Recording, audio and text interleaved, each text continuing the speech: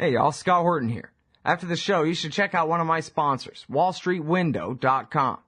It's a financial blog written by Mike Swanson, a former hedge fund manager who's investing in commodities, mining stocks, and European markets.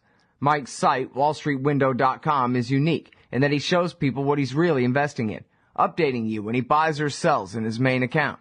Mike's betting his positions are going to go up due to the Federal Reserve printing all that money to finance the deficit. See what happens at wallstreetwindow.com. In an empire where Congress knows nothing, the ubiquitous D.C. think tank is all.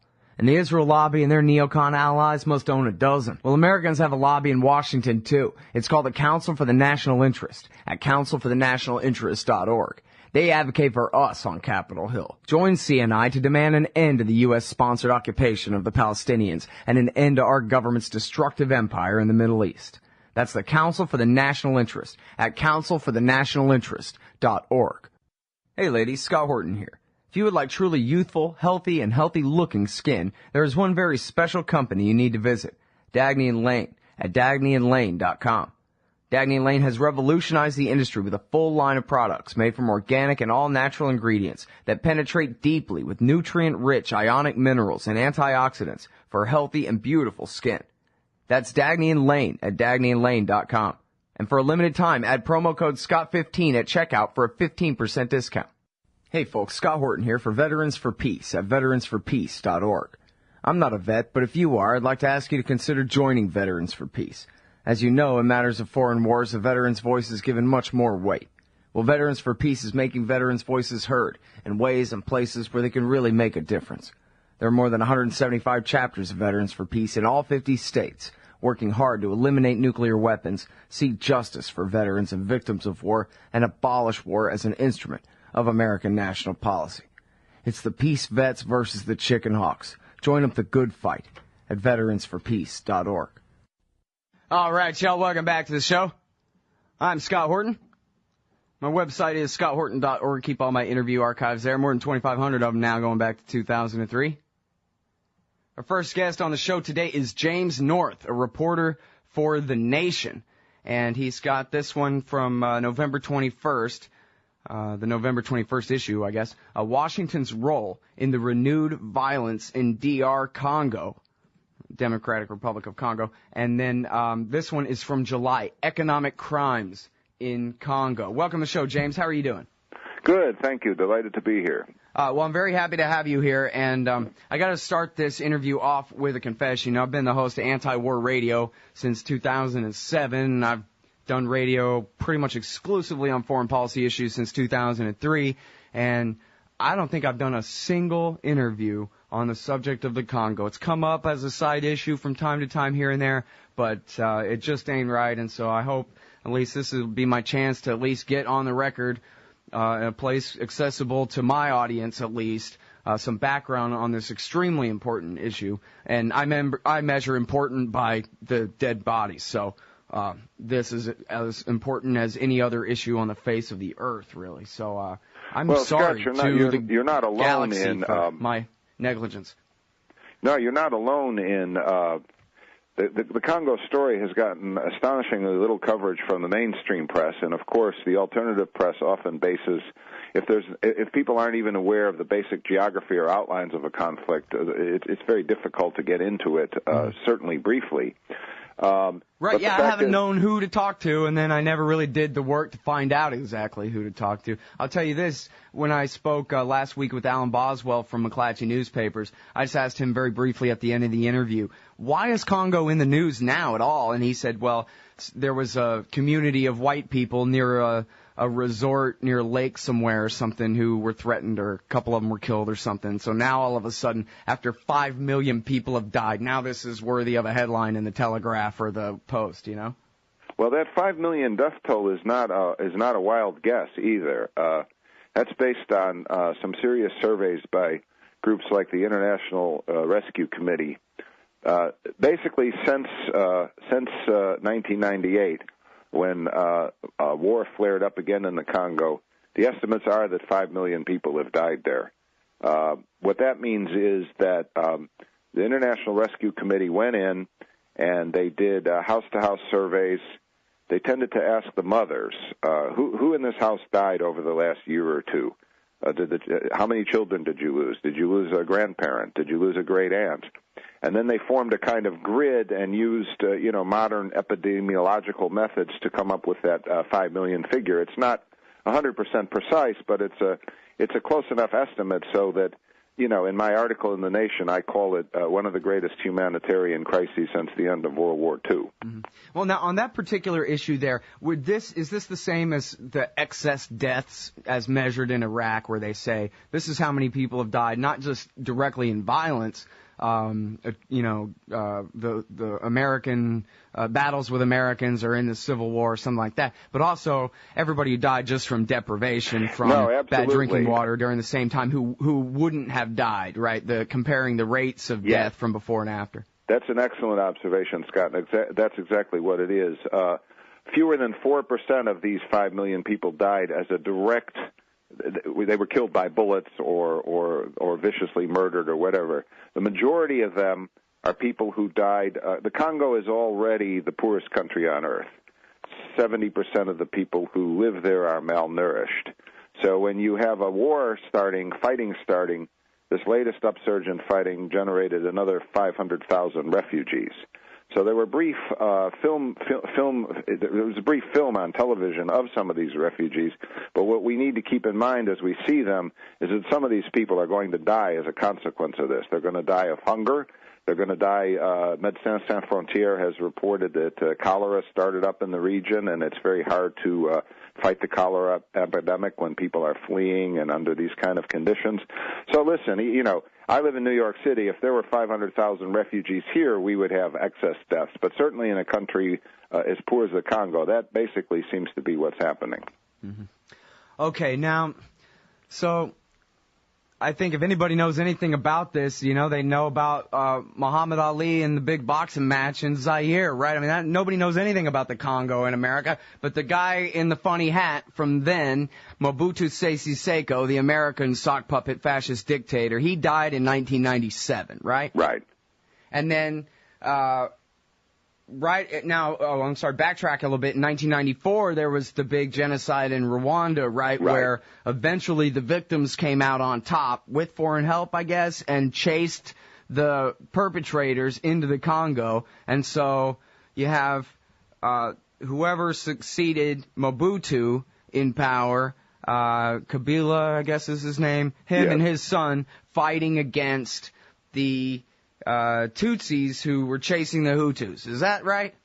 Well, it's extraordinarily complicated. At the height of the Congo War in the late 1900s, early 2000s, I think 7 or more African countries were involved. But basically, yes, what happened is that first of all, it's been a failure by the United States and the international community all along. One of my good friends, Garrett Epps, the law professor and writer, says that half the headlines from Africa could be some variant of armed factions hate each other, without giving you any detail, any background, or any connection to the outside world.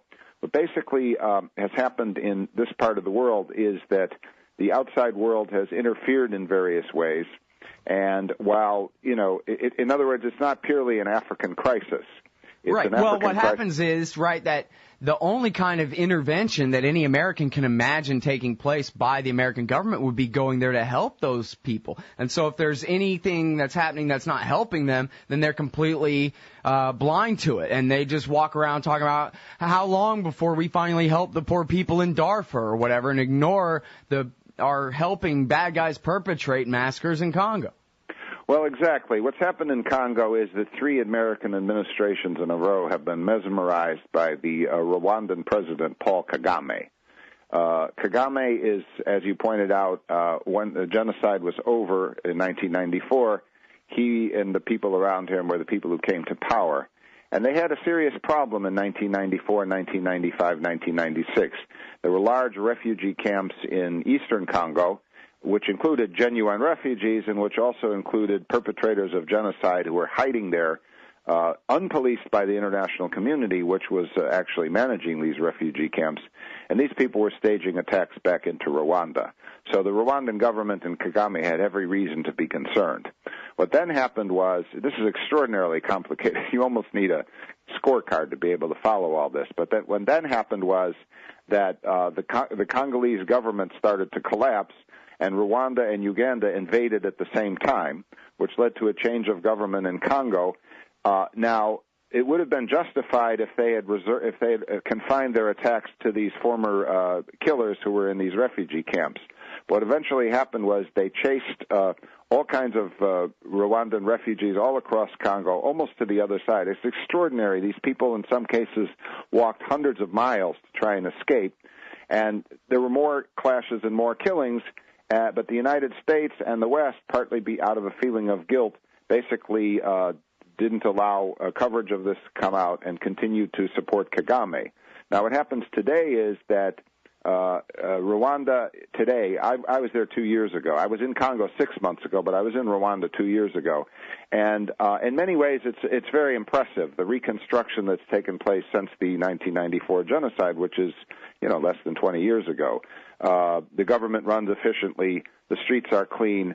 Some very interesting development projects to promote health and education inside of Rwanda are taking place. And the West is aiding this with the United States for next year, for instance, is going to give the Rwandan government $200 million. Most of this were going towards these kind of health and educational projects. However, at the same time, this government, which seems to be having a positive side at home, is sponsoring a group of rebels inside of Congo and actually promoting chaos there and promoting the rise in refugees, which is going to contribute to this already high $5 million death toll.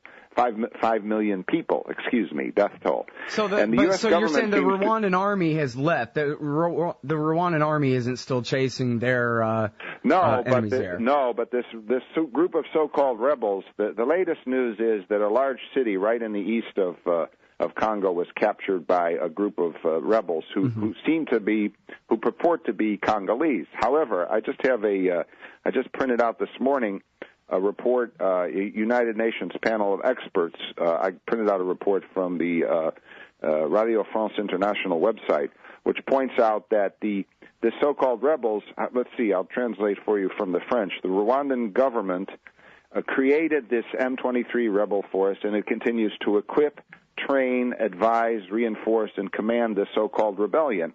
So on paper, it looks as though, it's a group of factions fighting each other in eastern Congo, whereas in fact, it's an invasion by one country to another. And the United States State Department has found it impossible to condemn Rwanda for doing this.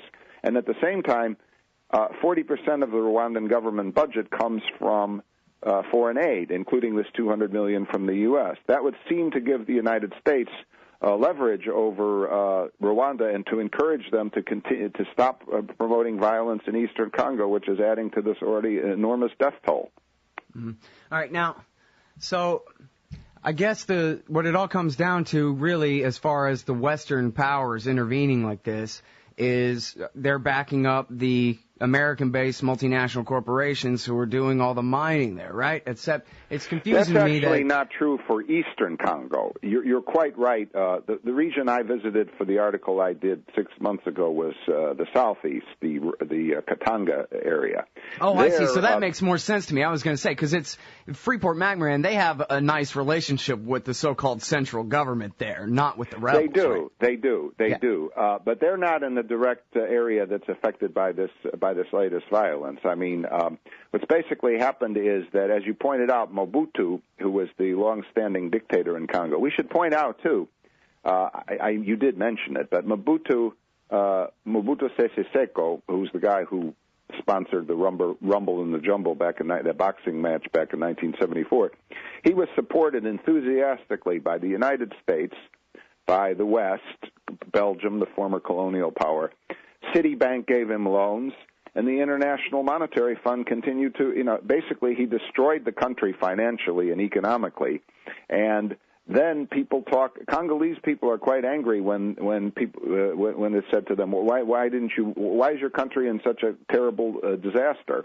And they point out, it was the West that did a lot of this to us by supporting the wrong person. Right.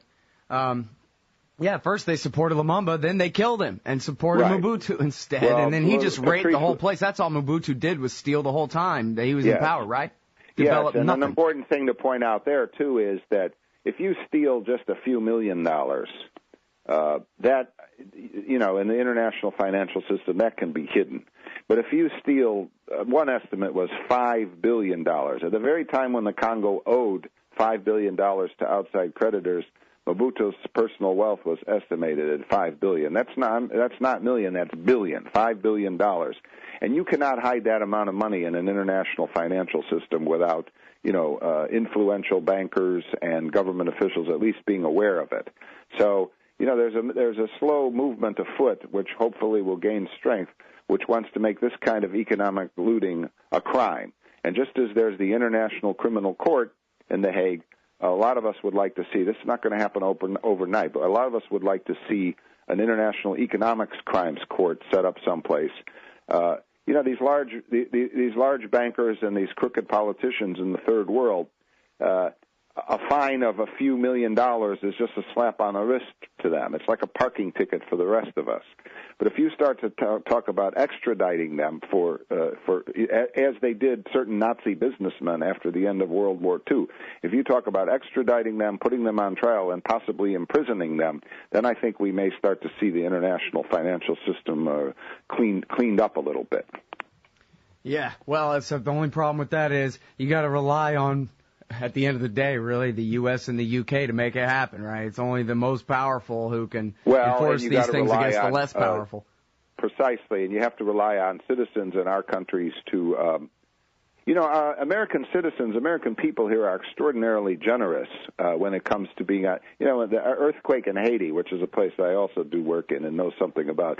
I think that, what was it, 1 out of every 2 or 3 American households donated to for the relief after the earthquake. I mean, people are extraordinarily generous and want to do the right thing, but when the money goes to, there used to be a saying, for all I know, it's that people still say it, that foreign aid meant poor people in rich countries were donating money to rich people in poor countries. Yeah, that's Ron Paul.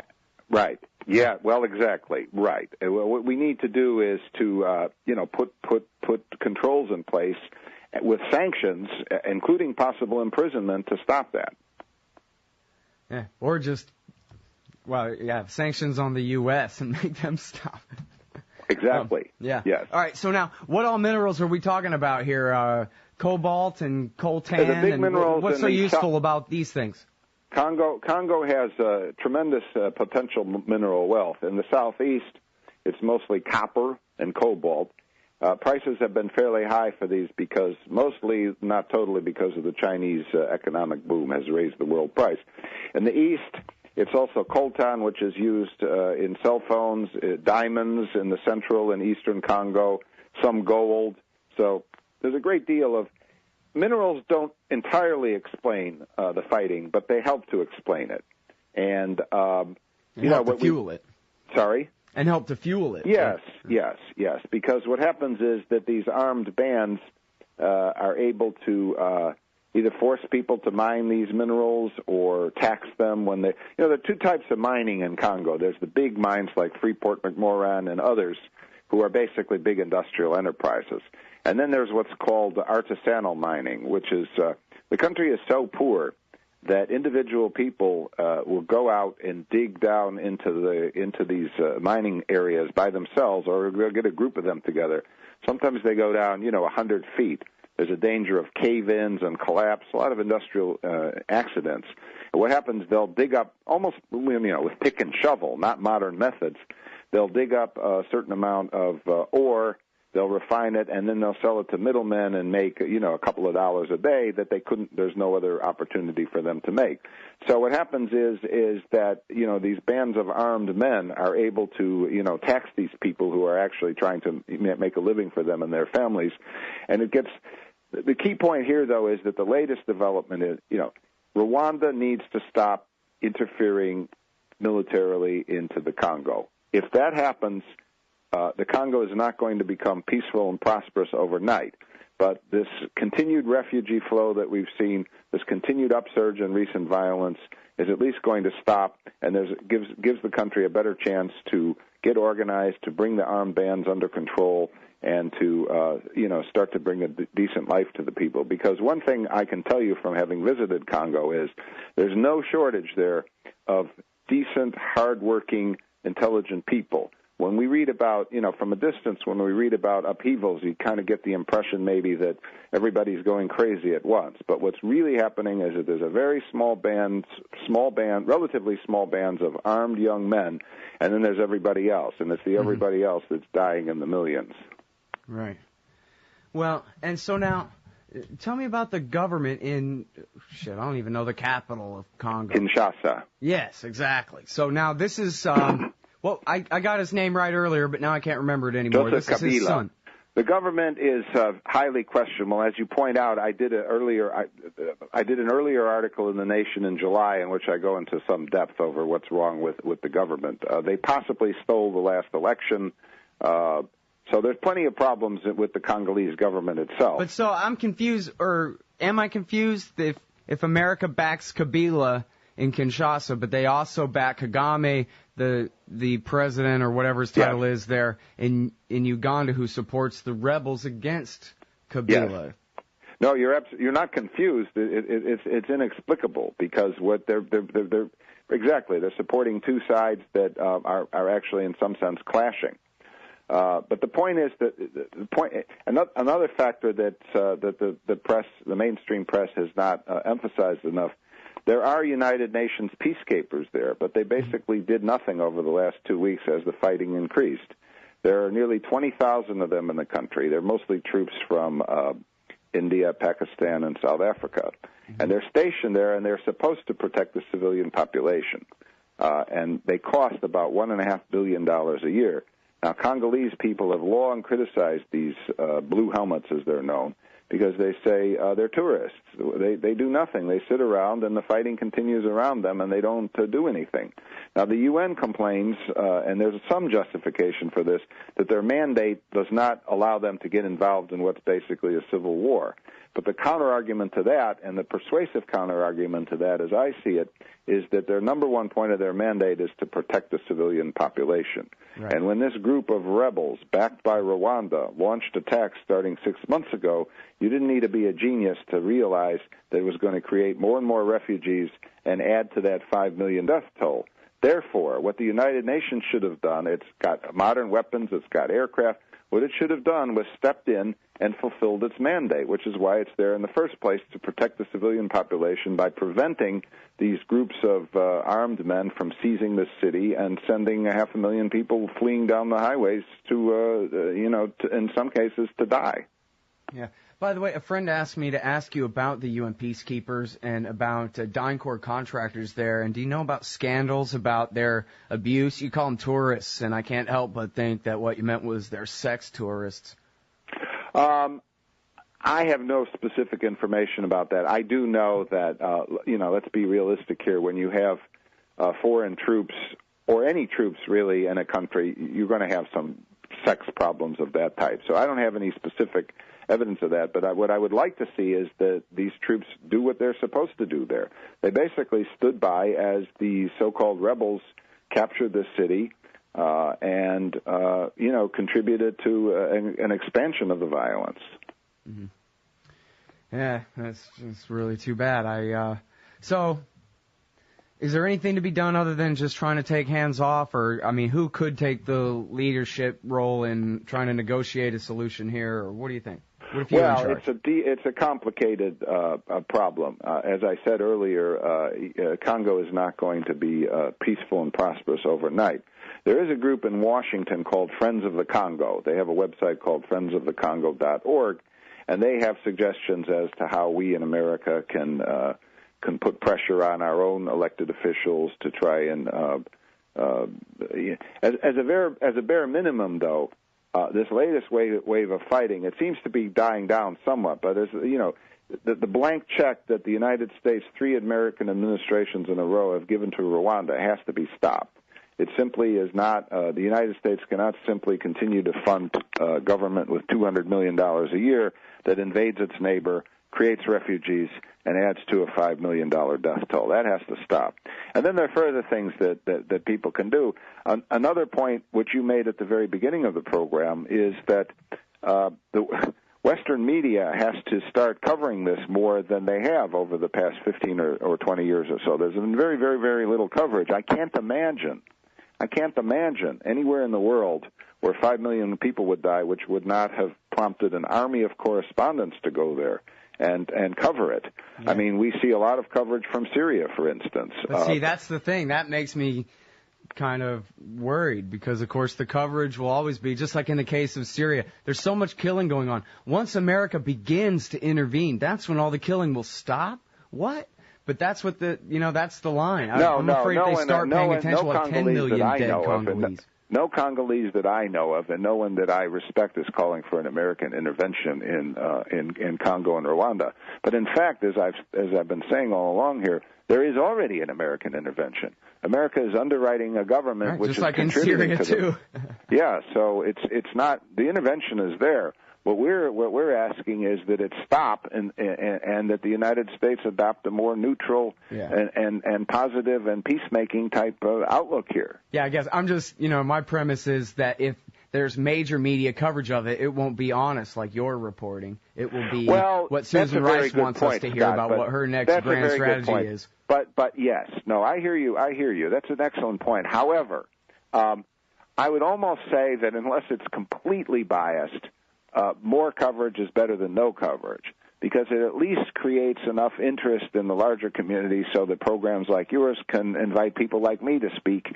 If the New York Times hadn't been covering this very poorly, I might add, over the last couple of weeks, I mean, there were, Right, I might not have noticed at all. Exactly. This basic upsurge in violence didn't start 2 weeks ago when the New York Times discovered it. It started 6 months ago. And so basically, I hear you loud and clear, but my view would be any coverage is better than no coverage most of the time. Yeah. All right, fair enough. Well, thank you very much for your time on the show today. I really appreciate it. Well, thank you. Everybody, that's James North. He's a reporter for The Nation. And his articles here, Economic Crimes in Congo, some background for you from July, and then the newest one is Washington's role in the renewed violence in DR Congo. The Scott Horton Show is brought to you by the Future Freedom Foundation at FFF.org. Join the great Jacob Hornberger and some of the best writers in the libertarian movement like James Bovard, Sheldon Richman, Anthony Gregory, Wendy McElroy, and more for a real individualist take on the most important matters of peace, liberty, and prosperity in our society. That's the Future Freedom Foundation at FFF.org.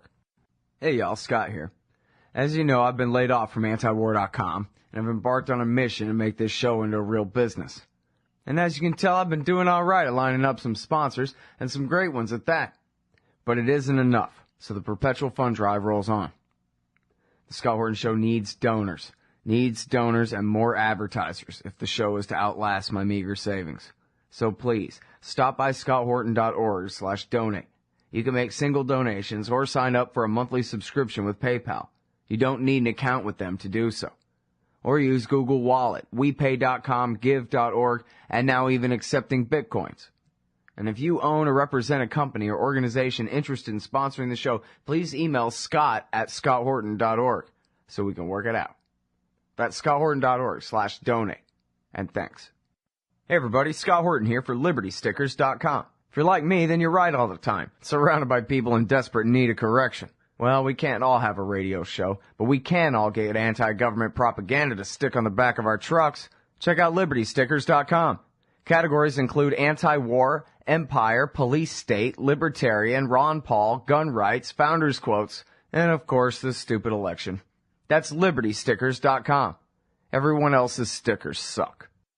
Ben Franklin said those who are willing to sacrifice essential liberty for a little temporary safety deserve neither. Hi, Scott Horton here for the Bill of Rights Security Edition from SecurityEdition.com. It's a plain card-sized steel Bill of Rights designed to set off the metal detectors anywhere the police state goes, so you can remind those around you of the freedoms we've lost. And for a limited time, get free shipping when you purchase a frequent flyer pack of 5 Bill of Rights Security Edition cards. Play a leading role in the security theater with a Bill of Rights Security Edition from SecurityEdition.com.